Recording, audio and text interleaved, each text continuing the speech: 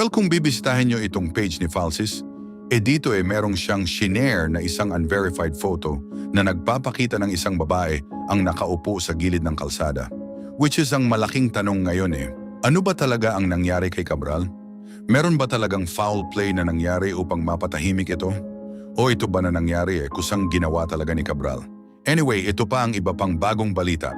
Natagpuan si dating Department of Public Works and Highways Undersecretary Maria Catalina Cabral na wala ng malay sa Benguet matapos ang isang nakababahalang pangyayari sa Cannon Road.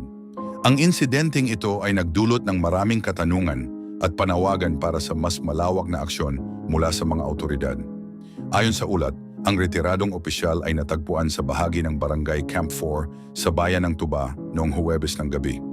Siya ay umalis na sa kanyang posisyon sa gobyerno kaugnay ng isang patuloy na investigasyon sa ilang proyekto ng Public Works. Ayon sa salaysay ng kanyang driver na si Ricardo Hernandez, sila ay bumiyahe mula Baguio City patungong La Union noong hapon nang hilingin ni Cabral na siya ay ibaba sa isang bahagi ng Cannon Road. Kilala ang lugar na ito sa matarik na lugar. Matapos huminto ang sasakyan, iniwan umano ni Hernandez si Cabral at nagtungo sa isang malapit na gasoline station. Sa mga oras na bumalik ang driver makalipas ang halos 2 oras, wala na si Cabral sa lugar. Sinubukan niyang hanapin ito sa paligid ngunit hindi siya nagtagumpay. Pagkatapos nito, bumalik siya sa tinutuluyang hotel sa Baguio City ngunit hindi pa rin niya ito nakita. Gabi na nang ipagbigay alam niya sa lokal na pulisya ang nangyari. Agad na nagsagawa ng retrieval operation ang pulisya at mga rescue team. Natagpuan si Cabral malapit sa Bued River, humigit kumulang 20 hanggang 30 metro, pababa mula sa highway, bandang alas 8 ng gabi. Siya ay walang malay ng matagpuan at kalaunan ay pumanaw na. Ayon kay Department of the Interior and Local Government Secretary John Vic Remulla, magpapatuloy ang investigasyon kaugnay ng mga sinasabing irregularidad sa malalaking flood control projects kahit wala na si Cabral. Sinabi niya na ang insidente ay hindi makahahadlang sa mas malawak na aksyon ng pamahalaan upang matukoy ang katotohanan at panagutin ang mga posibleng may kinalaman. Idinagdag din niya na ang driver ay tinuturing bilang person of interest, alinsunod sa normal na proseso, lalo na't sinusuri ang desisyong iwan si Cabral kahit nasa sasakyan pa ang ilan sa kanyang personal na gamit. Tinukoy rin ng mga investigador ang ilang kakulangan sa maagang paghawak ng ebidensya, kabilang ang cellphone at iba pang gadgets ni Cabral.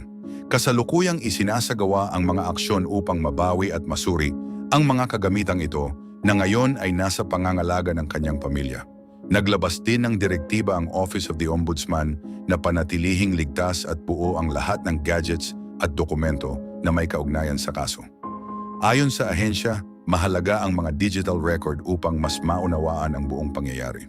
Iba't iba ang naging reaksyon ng publiko, kabilang ang ilang mambabatas at civic groups na nananawagan ng malinaw at patas na investigasyon.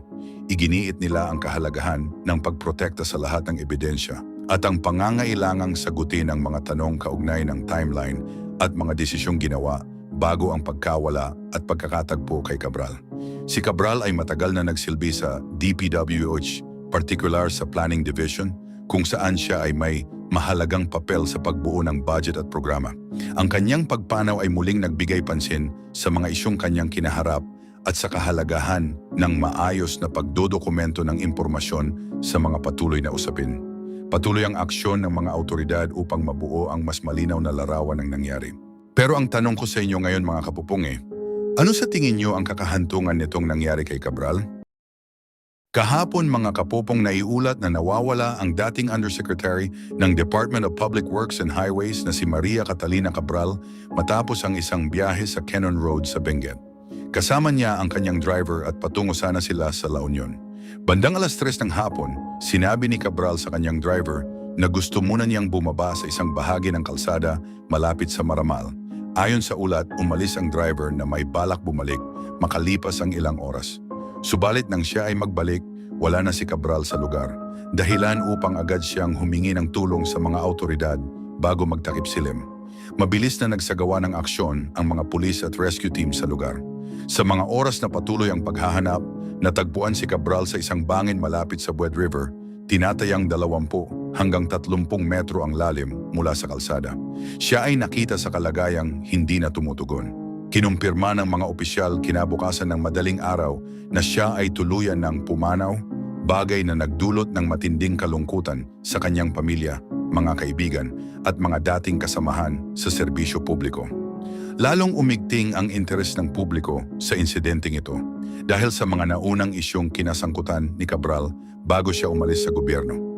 Siya ay naging isa sa mga pangunahing personalidad na nasangkot sa mga aligasyon ng hindi maayos na alokasyon ng pondo para sa malalaking infrastructure projects. Ang mga proyektong ito ay sinuri sa mga pagdinig ng Kongreso at naging paksa ng malawakang diskusyon. Dahil sa lumalakas na usapin, nagpasya siyang bumaba sa kanyang posisyon noong Setyembre. Kasunod ng insidente, sinabi ng PNP na ang driver ni Cabral ay itinuturing bilang person of interest upang malinawan ang buong pangyayari. Nilinaw ng mga otoridad na ito ay bahagi lamang ng normal na proseso ng investigasyon at hindi nangangahulugang may agarang pananagutan. Sinabi rin ng pulisya na tinitingnan ang iba't ibang anggulo, kabilang ang personal na kalagayan ni Cabral at ang mga isyong may kaugnayan sa kanyang dating tungkulin sa ahensya. Isang mahalagang detalye ang muling nabigyang pansin ng publiko matapos lumabas ang isang lumang panayam kay Cabral. Sa panayam na iyon, sinabi niya na may takot siya sa matataas na lugar o fear of heights. Inilarawan din niya ang sarili bilang isang workaholic, sensitibo at matatag na babae.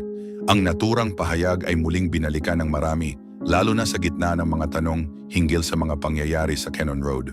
Bilang bahagi ng aksyon ng mga institusyon, inatasan ng Office of the Ombudsman ang mga lokal na autoridad na tiyakin ang maayos na pangangalaga sa mga personal na kagamitan ni Cabral, kabilang ang kanyang cellphone at iba pang gadgets. Layunin nito na masuri ng mga eksperto ang anumang impormasyong makakatulong sa mas malinaw na pag-unawa sa insidente. Naglabas naman ng pahayag ang Independent Commission for Infrastructure na nananawagan ng isang mas insinan at malinaw na investigasyon. Ayon sa komisyon, mahalaga ang papel ni Cabral sa mga proyekto at maaaring may hawak siyang sensitibong impormasyon. Kasabay nito, nagpahayag sila ng taus-pusong pakikiramay sa pamilya ng dating opisyal. Ang Department of Public Works and Highways ay nagpaabot din ng pakikiramay at pagkilala sa mahigit 40 taon ng paninilbihan ni Cabral sa ahensya. Hiniling ng departamento sa publiko na igalang ang pribadong pagdadalamhati ng kanyang pamilya. Sa mga oras na nagpapatuloy ang investigasyon, patuloy namang nananawagan ang mga autoridad sa publiko na iwasan ang haka-haka at hintayin ang opisyal na resulta upang mabuo ang buong larawan ng mga pangyayaring naganap. Pero ang tanong ko naman sa inyo ngayon mga kapupong ano sa tingin nyo ang tunay na nangyari talaga dyan kay Cabral? Nahulog ba talaga? Well, okay lang ba na i-comment nyo ang inyong sagot sa comment section? Kinumpirma ng mga pulis at ng mga lokal na autoridad sa Cordillera Region na si Maria Catalina Cabral, isang dating mataas na opisyal ng Department of Public Works and Highways, ay pumanaw na matapos ang isang insidente sa kahabaan ng Cannon Road sa Benguet kanina. Ayon sa mga ulat, agad na nagsagawa ng koordinasyon ng iba't ibang ahensya upang maunawaan ang mga pangyayari na humantong sa insidenteng ito na ikinabigla ng marami. Noong hapon ng Huwebes, si Cabral ay bumiyahe kasama ang kanyang driver na si Ricardo Munoz Hernandez patungo sa lalawigan ng La Union. Bandang 3:00 ng hapon humiling siya na huminto ang sasakyan sa isang bahagi ng Cannon Road na kilala bilang Tanawin sa Purok Maramal, Camp 4. Ayon sa driver, hiniling ni Cabral na pansamantalang iwan siya roon at bumalik matapos ang ilang sandali. Sumunod ang driver at nagtungo sa isang malapit na gasolinahan, gaya ng kanyang sinabi sa mga otoridad. Sa mga oras na bumalik ang driver, bandang 5:00 ng hapon, wala na si Cabral sa lugar. Sinubukan niyang hanapin ito sa isang hotel sa Baguio City na madalas nitong tinutuluyan, subalit wala rin doon.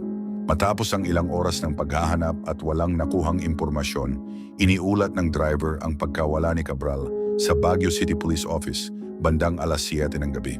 Agad namang nagsagawa ng paghahanap ang mga pulis at rescue teams mula sa Tuba Municipal Police Station, Baguio City Police Office at iba pang tanggapan. Bandang 8:00 ng gabi, natagpuan si Cabral na wala nang malay sa tabi ng Buet River, tinatayang 20 hanggang 30 metro sa ibaba ng highway ng Cannon Road. Ang lokasyon ay nasa bahagi ng Tuba, Benguet, kung saan matarik ang lugar at mahirap ang pag-access. Kinumpirma ng mga medical responder na si Cabral ay wala ng palatandaan ng buhay makalipas ang hating gabi ng Biyernes, Disyembre 19. Ang kanyang katawan ay dinala sa isang lokal na punerarya bilang bahagi ng karaniwang proseso. Sinabi ng mga autoridad na patuloy ang pagproseso ng mga dokumento at pagsusuri kaugnay ng insidente. Inilarawan ng pulisya ang pangyayari bilang isang hindi inaasahang pagkalaglag mula sa gilid ng kalsada. Patuloy pa rin ang kanilang investigasyon upang linawin ang buong detalye ng nangyari. Nakipag-ugnayan ang Benguet Provincial Police Office sa Bureau of Fire Protection at sa Local Disaster Risk Management Office upang tumulong sa retrieval at sa mga susunod na aksyon ng pagsisiyasat. Si Cabral ay may mahabang karanasan sa serbisyo publiko. Bilang Undersecretary for Planning and Public-Private Partnership ng DPWH, pinangasiwaan niya ang iba't ibang programa kaugnay ng infrastructure planning at partnership projects. Kilala siya sa loob ng ahensya bilang isang opisyal na aktibo sa pagpaplano ng malalaking proyekto ng pamahalaan. Sa mga nakaraang buwan, humarap si Cabral sa pampublikong usapin kaugnay ng mga alegasyon ng irregularidad sa budget insertion at project implementation, particular sa mga flood control program.